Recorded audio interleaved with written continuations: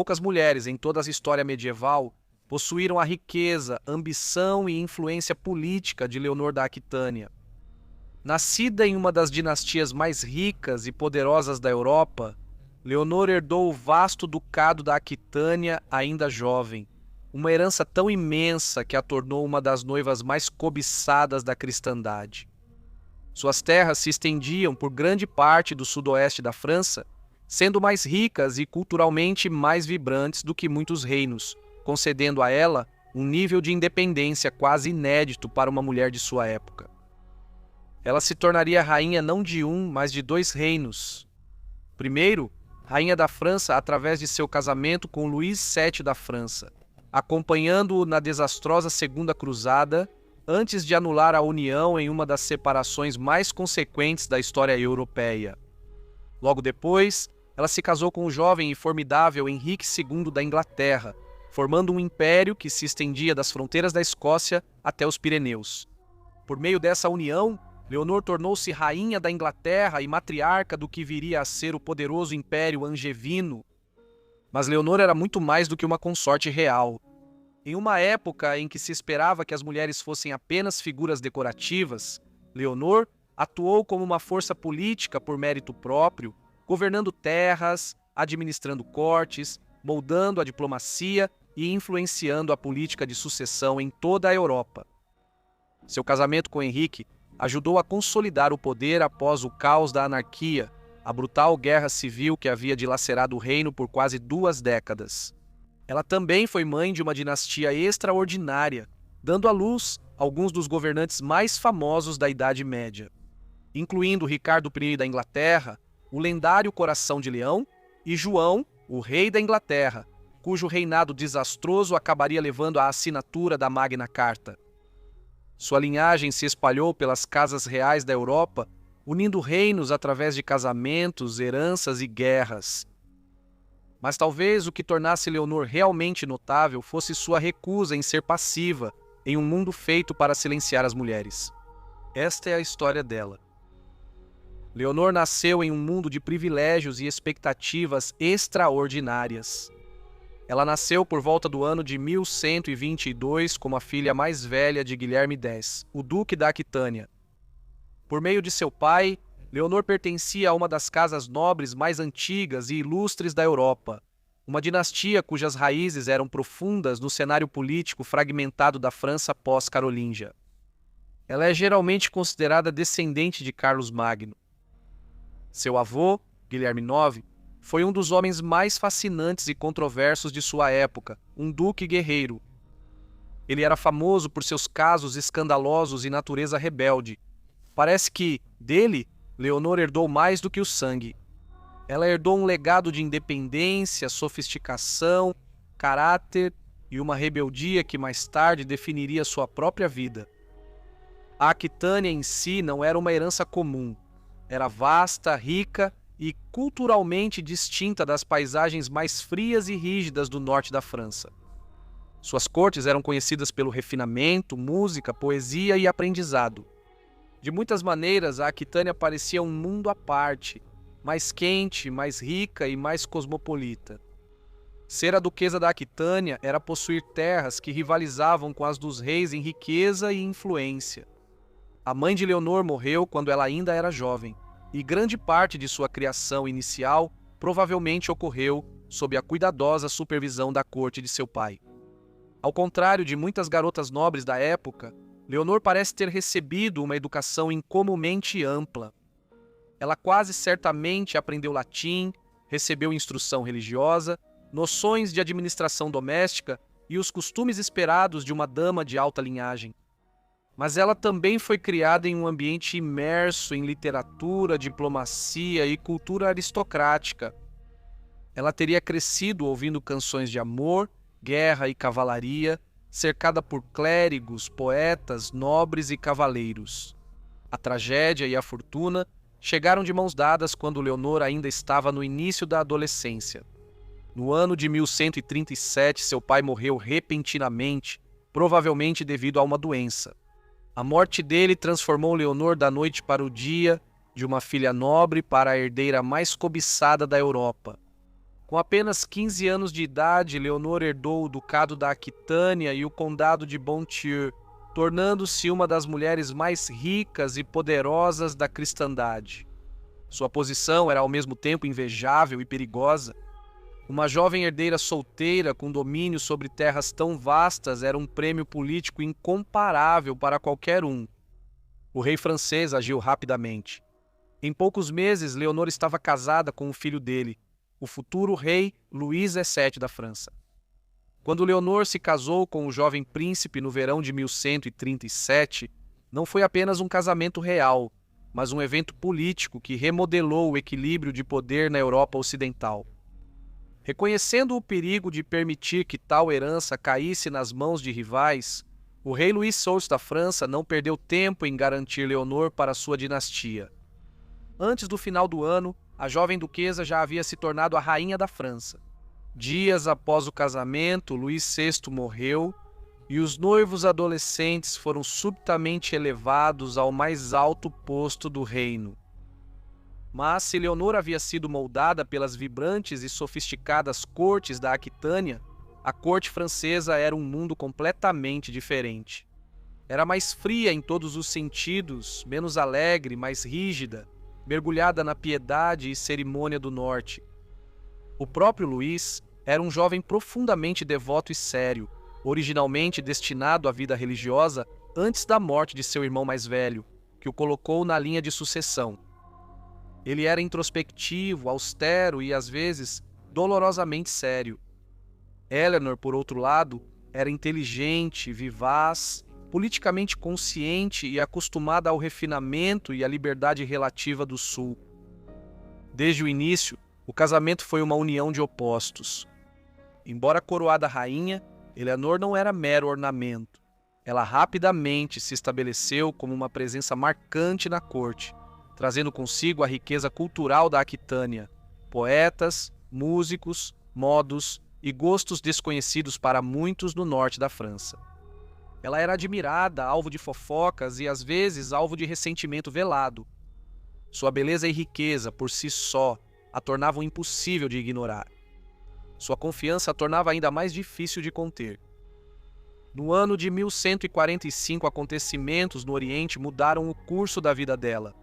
Chegaram notícias de que a cidade cristã de Edessa havia caído para as forças muçulmanas, chocando a cristandade latina e levando Eugênio III a convocar uma nova cruzada. Movido pelo fervor religioso e talvez pelo desejo de glória, Luís VII tomou a cruz. Notavelmente, Leonor fez o mesmo. Foi uma decisão extraordinária. Rainhas medievais normalmente não acompanhavam exércitos atravessando continentes em zonas de guerra, mas Leonor não era uma rainha comum. No ano de 1147, ela partiu para a Terra Santa ao lado de seu marido, acompanhada por uma comitiva vinda da Aquitânia. No entanto, a Segunda Cruzada se mostraria desastrosa. O exército francês sofreu perdas catastróficas ao atravessar a Anatólia, enfraquecido por uma liderança ruim, falhas logísticas e ataques incessantes. A fome, o cansaço e o caos devastaram a expedição. Na desastrosa travessia do Monte Cádmo, muitos soldados foram massacrados depois que a vanguarda se separou da força principal. Luís foi amplamente criticado por sua indecisão e falta de habilidade militar. Leonor, por sua vez, sentia-se cada vez mais desiludida, não apenas com a cruzada, mas também com seu marido. Quando a comitiva real finalmente chegou a Antioquia, Leonor reencontrou seu carismático tio, Raimundo, o príncipe de Antioquia. Raimundo era tudo o que Luís não era. Mundano, guerreiro, politicamente ambicioso e à vontade com as duras realidades da guerra nas fronteiras. Ele buscou o apoio de Leonor para campanhas contra as forças muçulmanas do norte da Síria, mas Luís, determinado a continuar em direção a Jerusalém, recusou. O que se seguiu tornou-se um dos grandes escândalos da época. Rumores se espalharam de que Leonor e Raimundo haviam se tornado próximos demais, insinuando um caso adúltero e incestuoso entre eles. É impossível saber se essas acusações eram verdadeiras. Os cronistas medievais não hesitavam em usar insinuações como arma contra mulheres poderosas, mas o dano já estava feito. O relacionamento de Leonor com Luís se deteriorou rapidamente, envenenado pela decepção mútua, desentendimentos políticos e um ódio pessoal crescente. Quando retornaram à França, o casamento já estava praticamente acabado. Eles tiveram apenas 2 filhas e nenhum herdeiro masculino sobrevivente, um sério problema dinástico para a monarquia francesa. No ano de 1152, após anos de tensão crescente, o casamento deles foi formalmente anulado, sob a justificativa de parentesco sanguíneo, algo que eles já sabiam desde o início. Apenas semanas após a anulação de seu casamento com Luís VII da França, Leonor tomou a decisão que alteraria permanentemente o mapa político da Europa. Em maio do ano de 1152, Leonor se casou com o jovem e extremamente ambicioso Henrique II da Inglaterra, então ainda Duque da Normandia e Conde de Anjou, um homem quase 10 anos mais novo que ela. Foi uma decisão incrivelmente ousada. Leonor tinha acabado de escapar de um casamento real e já era novamente uma das herdeiras mais cobiçadas da cristandade. Sua herança permanecia intacta, a Aquitânia ainda era dela, e isso vinha com uma imensa riqueza, território estratégico e influência política. Qualquer homem que se casasse com Leonor não ganharia apenas uma esposa, mas acesso a um dos maiores prêmios territoriais da Europa. Henrique entendia isso melhor do que qualquer um. A união era politicamente explosiva. Através de Henrique, as terras de Leonor agora estavam unidas à Normandia, Anjou e outros domínios continentais, criando um bloco de poder que superava em muito os territórios controlados diretamente pela coroa francesa. O rei francês só pôde assistir incrédulo, enquanto sua ex-rainha ajudava a fortalecer justamente o homem que se tornara seu adversário mais perigoso. Na época do casamento deles, a própria Inglaterra ainda estava se recuperando de quase 2 décadas de caos. O reino havia sido dilacerado pela anarquia, uma guerra civil brutal desencadeada após a morte de Henrique I da Inglaterra no ano de 1135. Com seu único filho legítimo morto no desastre do navio branco, Henrique I nomeou sua filha, a imperatriz Matilde, como sua herdeira. No entanto, após sua morte, seu primo Estevão tomou o trono, mergulhando a Inglaterra em anos de instabilidade, lealdades volúveis e oportunismo. Henrique era filho de Matilde. Ao se casar com Henrique, Leonor fortaleceu dramaticamente sua posição financeira e territorial em um momento crucial. A Aquitânia trouxe não apenas prestígio, mas também os recursos e a legitimidade necessários para reforçar sua reivindicação crescente. No ano de 1153, após anos de exaustão e derramamento de sangue, um acordo finalmente foi alcançado. Pelo Tratado de Wallingford, o rei Estevão concordou em reconhecer Henrique como seu herdeiro, deserdando seu próprio filho em favor da linhagem de Matilde. Quando Estevão morreu no ano seguinte, Henrique subiu ao trono como rei da Inglaterra e Leonor tornou-se a rainha da Inglaterra. A princípio, o casamento parecia ser uma parceria formidável. Henrique era brilhante e incansável. Leonor era experiente politicamente, rica por direito próprio e não era estranha aos mecanismos do poder. Ela deu a Henrique 8 filhos, garantindo a dinastia com notável sucesso. Entre eles estavam futuros reis e rainhas cujo nome moldaria a Europa medieval. Ricardo I da Inglaterra, mais tarde imortalizado como Ricardo Coração de Leão, João, o rei da Inglaterra, cujo reinado conturbado culminaria na Magna Carta, assim como filhas que se casaram com membros das casas reais de Castela, Sicília e Saxônia. Mesmo nesses primeiros anos de aparente triunfo, já surgiam rachaduras. Henrique não era um homem inclinado a compartilhar o poder facilmente, e Leonor não era uma mulher feita para a obediência silenciosa. Ela já era duquesa por direito antes de Henrique usar uma coroa.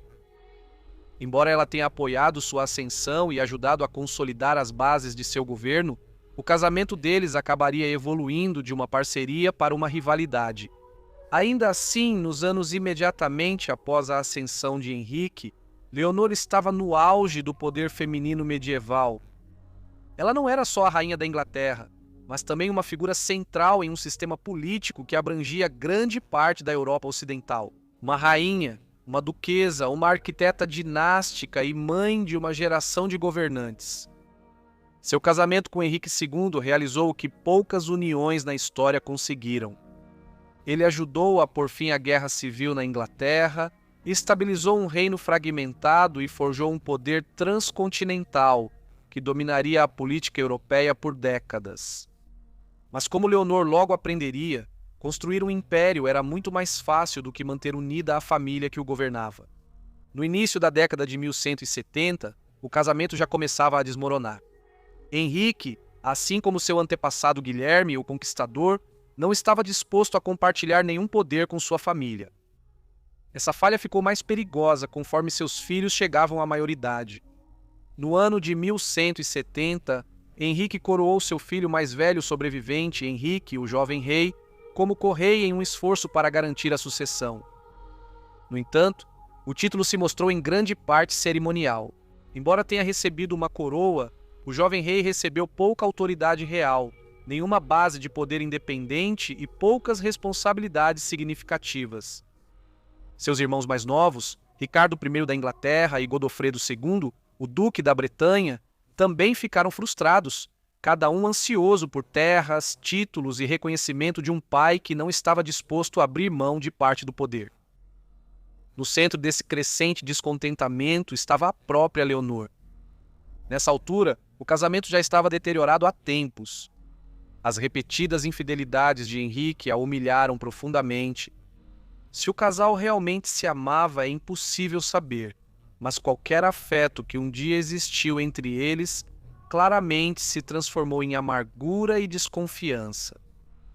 Havia também interesses políticos em jogo.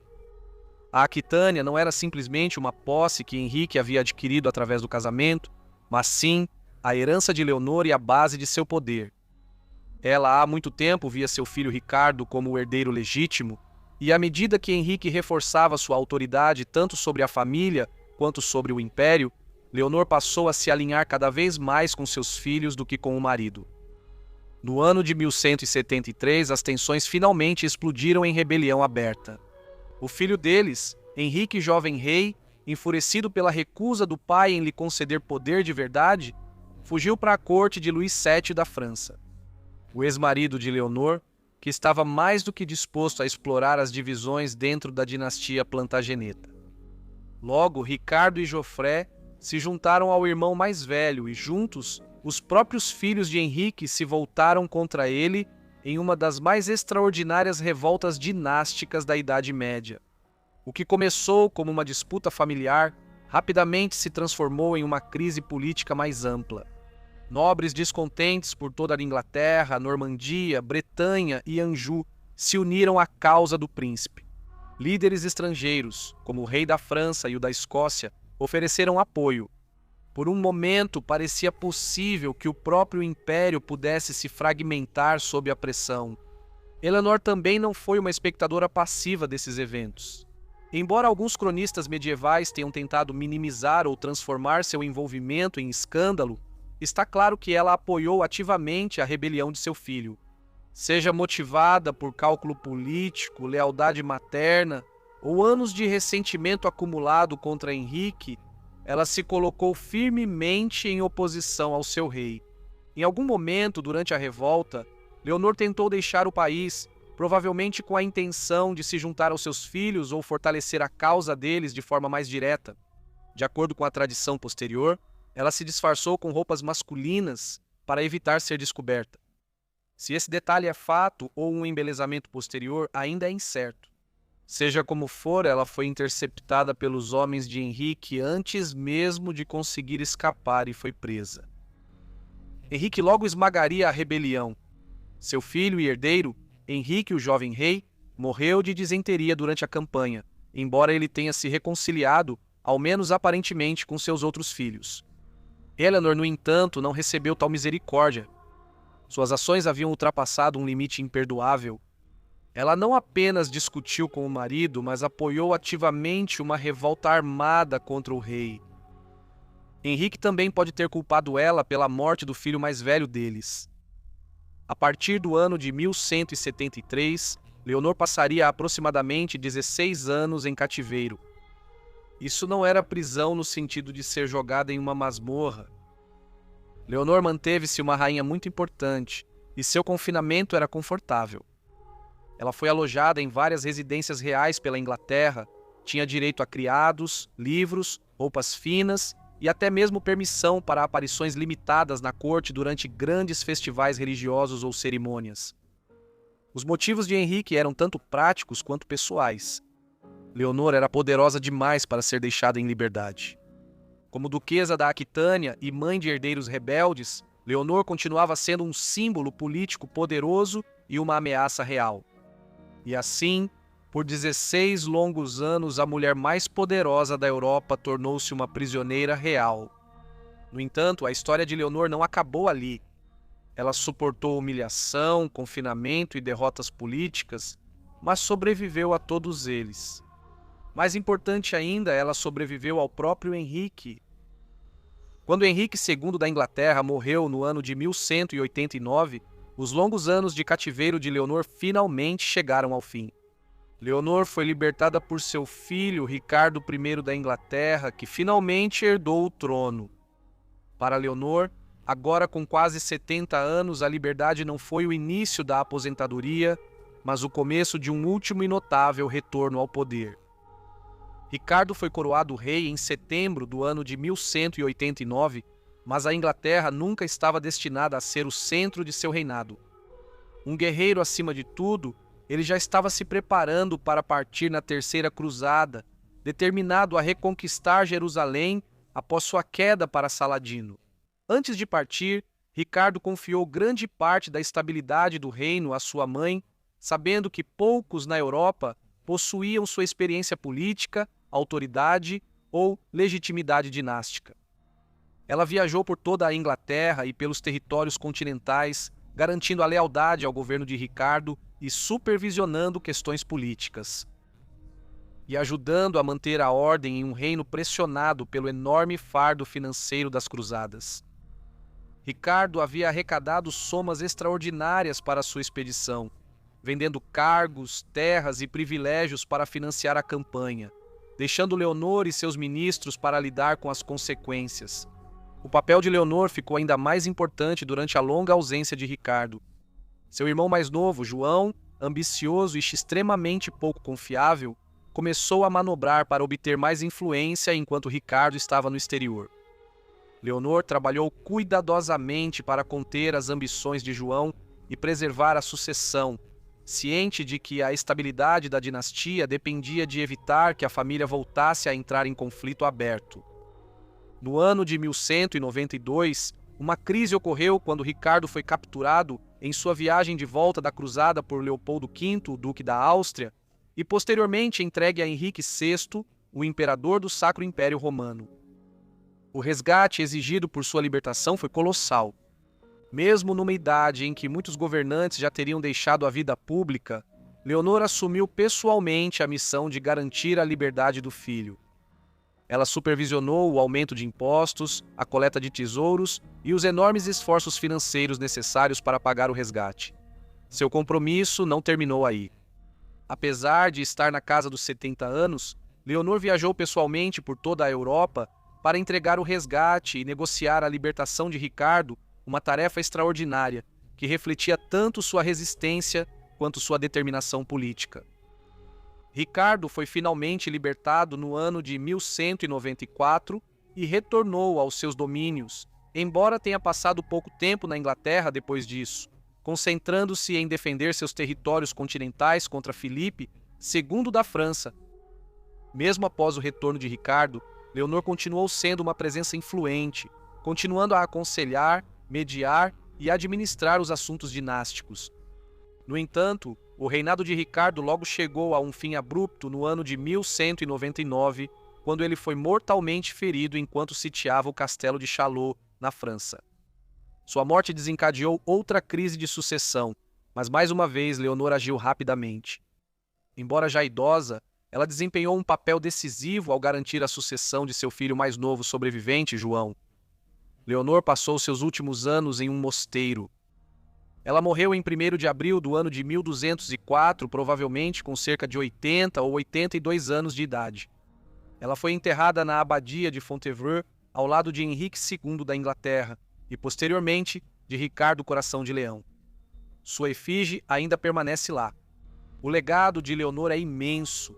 Ela foi duquesa da Aquitânia, rainha da França, rainha da Inglaterra, participante de uma cruzada, patrona da cultura cortesã, mãe de reis e rainhas e matriarca de uma das dinastias mais poderosas da Europa medieval. Por meio de seus filhos, sua linhagem se espalhou pelas casas reais da Inglaterra, França, Castela, Sicília, Saxônia e além. Ela foi mãe de Ricardo I da Inglaterra, um dos reis guerreiros mais celebrados da história, e de João, cujos fracassos acabariam levando à assinatura da Magna Carta, um dos documentos fundamentais da história constitucional inglesa. Mas além do legado dinástico, ela permanece como algo extremamente raro para sua época. Uma mulher que não apenas influenciou o poder, mas repetidamente esteve no seu centro. Ela não foi passiva nem uma rainha ornamental. Ela governou terras, negociou alianças, financiou exércitos, suportou o encarceramento, sobreviveu a rebeliões e viveu mais do que quase todos os seus grandes contemporâneos. Poucas mulheres na história medieval tiveram vidas de tanta notoriedade, importância e resiliência. Ela foi, em todos os aspectos que realmente importam, uma das mulheres mais extraordinárias da Idade Média. Agradeço muito a todos os meus membros. A contribuição de vocês torna esses vídeos possíveis. Um agradecimento especial para Stephanie Hassan, Teresa Lux e John Seitz. Se gostou do vídeo, curta, inscreva-se e compartilhe. E eu vejo vocês em breve para mais um vídeo do History Profiles.